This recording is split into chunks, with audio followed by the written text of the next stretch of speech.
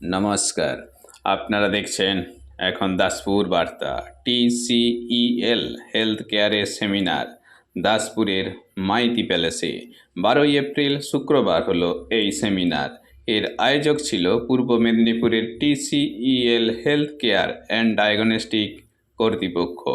এদিন পশ্চিম মেদিনীপুর জেলার দাসপুর বাজার সংলগ্ন শ্যামসুন্দরপুর মাইতি প্যালেসে শতাধিক গ্রামীণ চিকিৎসকদের সাথে ছিলেন রুরাল মেডিকেল প্র্যাকটিশনার্স ওয়েলফেয়ার অ্যাসোসিয়েশনের ঘাটাল মহকুমা শাখার উপদেষ্টা ডাক্তার প্রফুল্ল কুমার বেরা, সভাপতি ডাক্তার মোহন চন্দ্র মাইতি, ডাক্তার গৌরাঙ্গ অধিকারী, দাসপুর শাখার সম্পাদক ডাক্তার নিতাই পাত্র, TCEL হেলথ কেয়ার অ্যান্ড ডায়াগনস্টিকের প্রতিষ্ঠাতা ডাক্তার সৈকত পাত্র ও মার্কেটিং ম্যানেজার অম্লান ঘোষ প্রমুখ সুধীজন। এদিন TCEL এর পক্ষ থেকে ডাক্তার এস পাত্র তড়িৎ গতিতে সুলভে digital X ray, 2D, 3D, 4D, ultrasonography, ECG, PFT, FNAC, biopsy, medicine shop, specialist polyclinic ইত্যাদি পরিষেবা প্রদানে আশ্বাস দিয়েছেন। ঘাটাল মহকুমা এলাকায় এই পরিষেবা প্রদান যাত্রায় অ্যাসোসিয়েশনের উপদেষ্টা ডাক্তার পি বেরা সকল স্তরের রোগীদের ক্ষেত্রে এই পরিষেবা সুলভ মূল্যে প্রদান সহ গ্রামীণ চিকিৎসকদের কাজে নিরাপত্তা প্রদানে পাশে থাকার প্রস্তাব দিয়েছেন। দাসপুর থেকে রিপোর্টে শ্যামসুন্দর দোলইর সাথে শ্রীকান্ত কদম। Like and follow with subscribe এখন দাসপুর বার্তা। এই দাসপুর বার্তায় যুক্ত হোক, আলোর পথে এগিয়ে চলুন।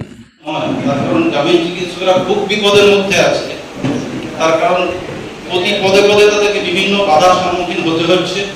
বিশেষ করে বর্তমানে এমন কিছু আইনের প্রয়োগ হচ্ছে, সেই জায়গায় এই পেশেন্ট রিলেটেড যে সমস্ত প্রতিষ্ঠানটা আছে, আমরা আমাদের অসুবিধা হলে তারাও যেন সার্বিকভাবে আমাদের পাশে দাঁড়ান সেই আবেদন রাখছি। আর আজকে এই প্রতিষ্ঠানের সঙ্গে প্রথম পরিচয়, আমি একটাই আবেদন রাখবো, আমরা যেন ন্যূনতম পারিশ্রমিকে মানুষকে আমরা পরিষেবা দিই, ঠিক একই মানসিকতায় এই প্রতিষ্ঠানে যেন গরিব মানুষের কথাটা মাথায় রাখে। আর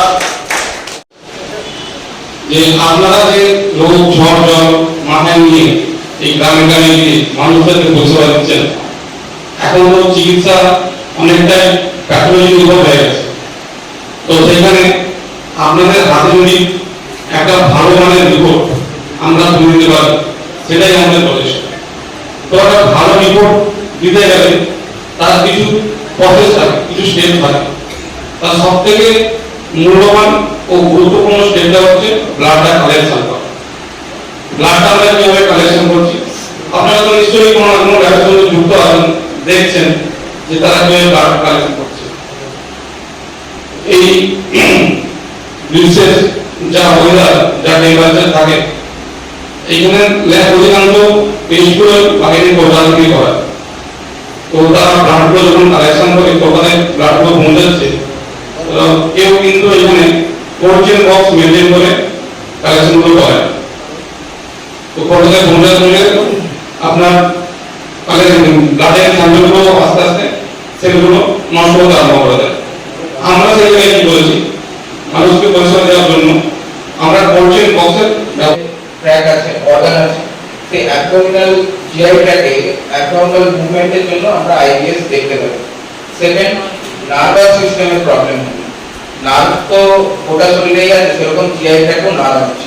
সেই নার্ভের যদি সমস্যা হয় তখন আমরা আইবিএস দেখতে পাই। আর মোটর নার্ভ, সেন্সরি নার্ভ, অনেক টাইপের নার্ভ থাকে, সেই নার্ভগুলোর সমস্যার জন্য আমরা আইবিএস দেখতে পাই। থার্ড হচ্ছে ডায়েটারি অ্যালার্জি, অনেকের দুধে অ্যালার্জি থাকে, অনেকের চিংড়িতে অ্যালার্জি থাকে, কোনো সবজিতে অ্যালার্জি থাকে, সেই অ্যালার্জি থেকেও আমরা আইবিএস পেয়ে থাকতে পারি।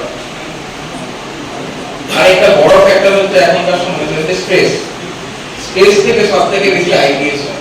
রাতে ঘুম হয় না, তারা ঘুমোয় না, নাইট ডিউটি করে, সেই সব পেশেন্টদের দেখবেন আইবিএস খুব বেশি, ইরিটেবল বাউল সিন।